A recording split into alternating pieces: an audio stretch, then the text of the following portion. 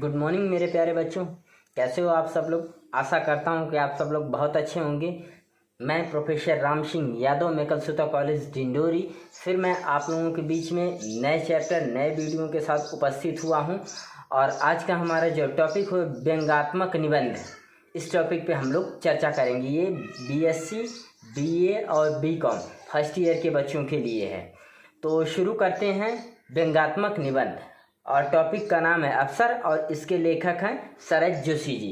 तो शुरू करते हैं। शुरू करने से पहले मैं थोड़ी सी चीज़ें कुछ बताना चाहूँगा लेखक के बारे में, कि उनके जीवन और मृत्यु के बीच का काल कैसा, उस चीज़ के ऊपर चर्चा करेंगे। फिर उसके बाद टॉपिक पे आएंगे डायरेक्ट। तो सबसे पहले मैं उनके जीवन के बारे में बताता हूँ कि शरद जोशी जी, हिंदी के सुप्रसिद्ध व्यंग्यकार शरद जोशी जी का जन्म 21 मई 1931 को मध्य प्रदेश के अंतर्गत एक जिला है छोटा सा जिसका नाम है उज्जैन।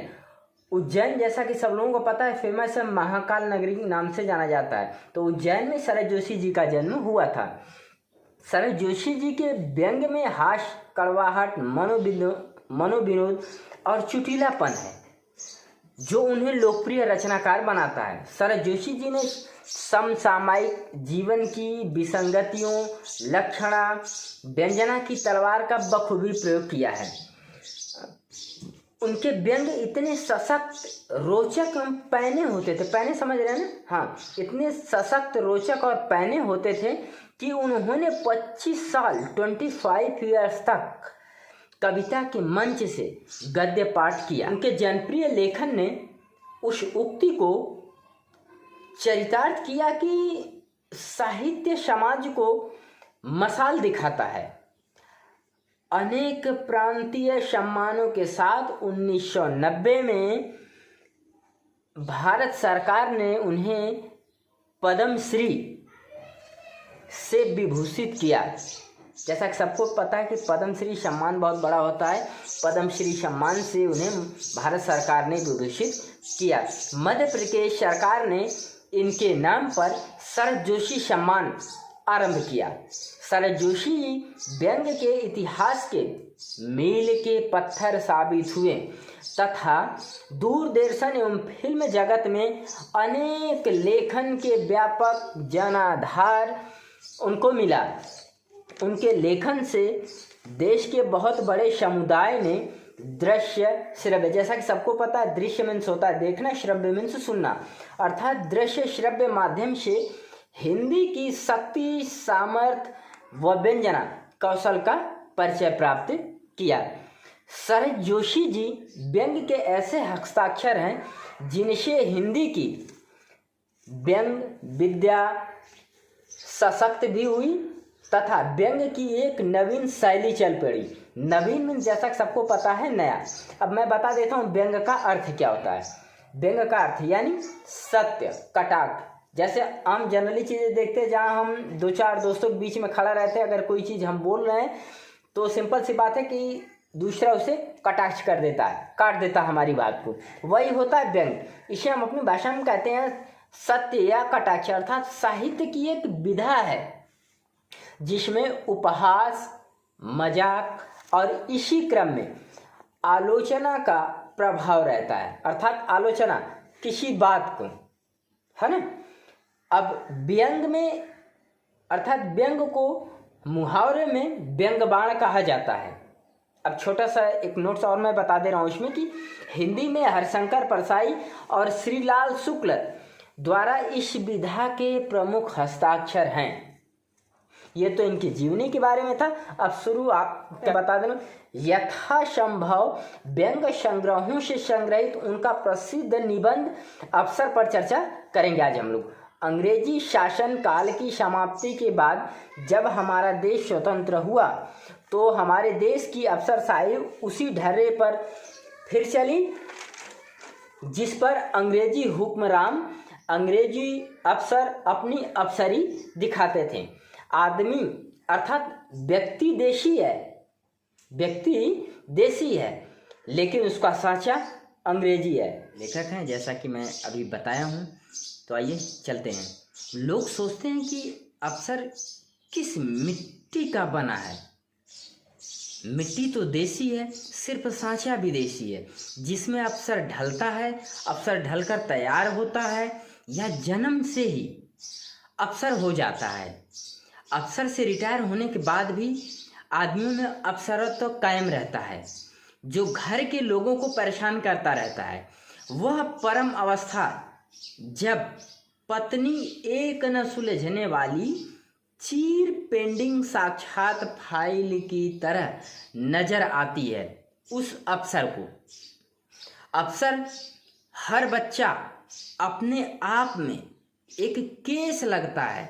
अफसर को जो पत्नी है उसकी, वह अपने पत्नी को फाइल के समान समझता है और उसमें हर बच्चा अपने आप में एक केस लगता है। और जो अफसर है उसको अपना बच्चा एक केस लगता है जो हमेशा अनुशासन भंग करता है। सिंपल सी बात है, बच्चे तो उद्दंडता करते ही हैं, तो अफसर के हर अनुशासन को बच्चा भंग करता है। पर जिसे न सस्पेंड किया जा सकता है और न उसका प्रमोशन रोका जा सकता है। वे घर को एक दफ्तर की तरह चलाते हैं और जिस तरह दफ्तर वे कभी ठीक नहीं चला पाए उसी तरह घर भी नहीं चला पाते। ये अफसर हैं।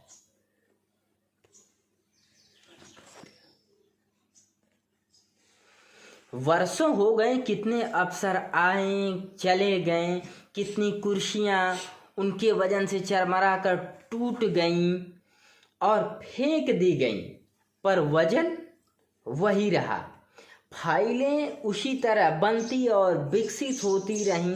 अफसर जाता है पर अफसरी बनी रहती है। वह एक आत्मा है, एक शरीर के रिटायर होने के बाद नया शरीर ग्रहण कर लेता है।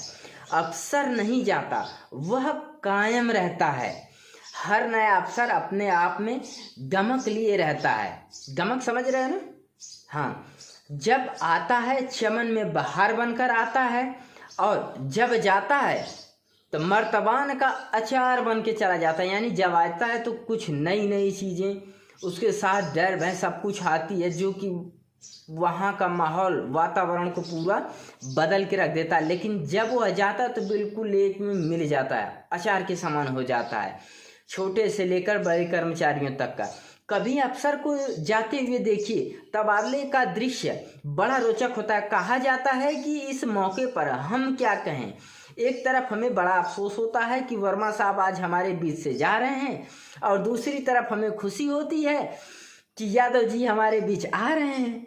विदाई का भाषण, जो विदाई समारोह है जाने का है ना, विदाई का भाषण देने वालों के सामने धर्म संकट रहता है और नए अफसर को मक्खन लगाने और जाते हुए के लिए शाब्दिक यानी शब्दों का जो आवेश होता है, एक से एक शब्द खोजना, शाब्दिक अफसोस प्रकट करने की मिश्रित अभिव्यक्ति के लिए उसके पास शब्द नहीं सूझते कि मैं सर के लिए क्या बोलूं।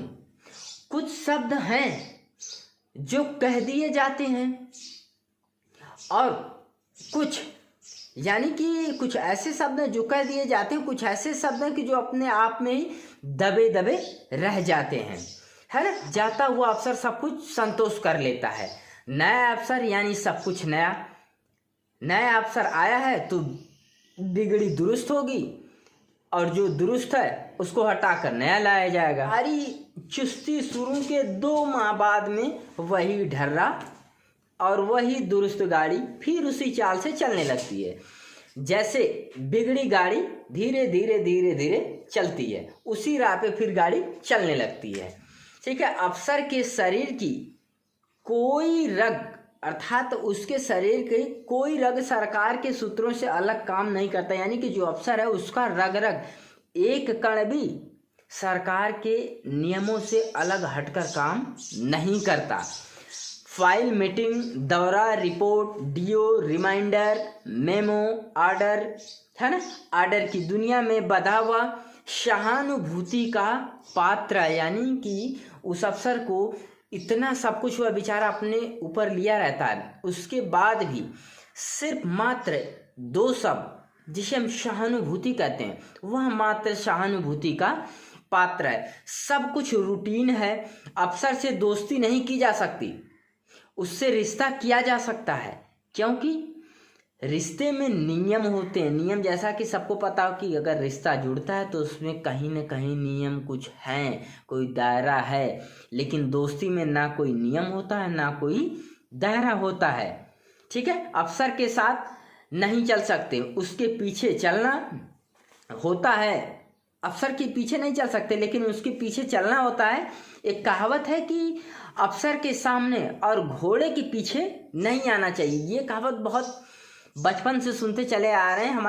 हमने भी कई बार सुना। जब मैंने जॉब स्टार्ट किया था तो वहाँ भी ये चीज़ मुझे सुनने को मिली दोस्तों के बीच में, तो वो चीज़ यहाँ भी आ रही है और बहुत बिल्कुल फिट हो रही है, इस पर बैठ रही है। ये बुजुर्गों की एक कहावत है कि अफसर के सामने और घोड़े के पीछे नहीं आना चाहिए। पुराने ज़माने में जब अफसर घोड़े पर बैठकर दौरा करते थे तब पता नहीं लोग क्या करते होंगे, सोचने वाली बात है।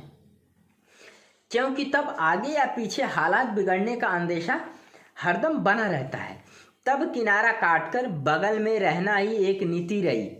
अफसर डांटता है, नेता सारे देश को एक साथ डांटता है और अफसर हर व्यक्ति को अलग अलग बुलाकर डांटता है अपने ऑफिस में। हम डटते हैं, हम डटे हुए लोग हैं जो डांटने वालों के अधीन सटे हुए हैं। काम करते हैं, कुर्सी बनी रहेगी पर कब खाट खड़ी हो जाएगी कह नहीं सकते। गजेटेड है यानी वह गजट में है, यानी पावर में है, और हम गजट के बाहर हैं, विदाउट पावर के हैं। फिर भी फाइल में है और फीते से बंधे हैं। फीता हमारी आत्मा पर लिपटा है और लपेटने वाला अफसर है। अफसर सब जगह है, वह ऑन ड्यूटी सर्वव्यापी है, वह रेडीमेड मसीहा है। एक्टिव शहीद यानी 24 घंटे जागने वाला, एक्टिव रहना, तैयार रहना, वो अफसर है। शहीद है फुर्तीला कछुआ है जो कि धीरे धीरे चाल चलता है लेकिन काम बहुत तेजी से करता है, रेस में आगे पहुंच जाता है। वह फुर्तीला कछुआ है, वह हाथ को बिना आरसी के नहीं देखता और सत्य के प्रमाण हमेशा मांगता है। और अफसर अफसर है, वह अकेला अफसर है, आपके साथ अफसर है, सुबह अफसर है, शाम अफसर है। वह जीता नहीं, जीवन को डील करता है। वह एक निश्चित तरीके से और अनुमान से परे नहीं, फिर भी जिज्ञासा का केंद्र है, बिंदु है। क्योंकि प्रशासन के ब्रह्मा में कार्य कारण संबंध वह पहचानता है। उसके साथ रहकर क्या कीजिएगा, वह जहां है, जितना है, मेरी समझ में काफ़ी है, उसे वहीं रहने दे। अफसर अगर इस किनारे जा रहा है तो आप उस किनारे हो जाइए, इसी में आपकी खैर है। ये कहानी बच्चों ख़त्म होती है। इसका सार ये होता है, निष्कर्ष में बता देता हूँ कि अफसर अपने आप में बहुत बड़ा एक चीज़ होता है, उसको हर चीज़ का नॉलेज होता है कि किसी चीज़ को कैसे डील किया जाता है। कछुए की चाल चलता है लेकिन वह भांप लेता है कि कहाँ क्या गड़बड़ी है, कहाँ क्या सही है। वो उस चीज़ को उसी तरह से डील करता है। अब मैं इन्हीं छोटे शब्दों के साथ अपने वाणी को विराम देता हूँ। फिर मैं नेक्स्ट वीडियो में नए चैप्टर, नए टॉपिक के साथ मिलूँगा। तब तक के लिए धन्यवाद। Thanks for watching.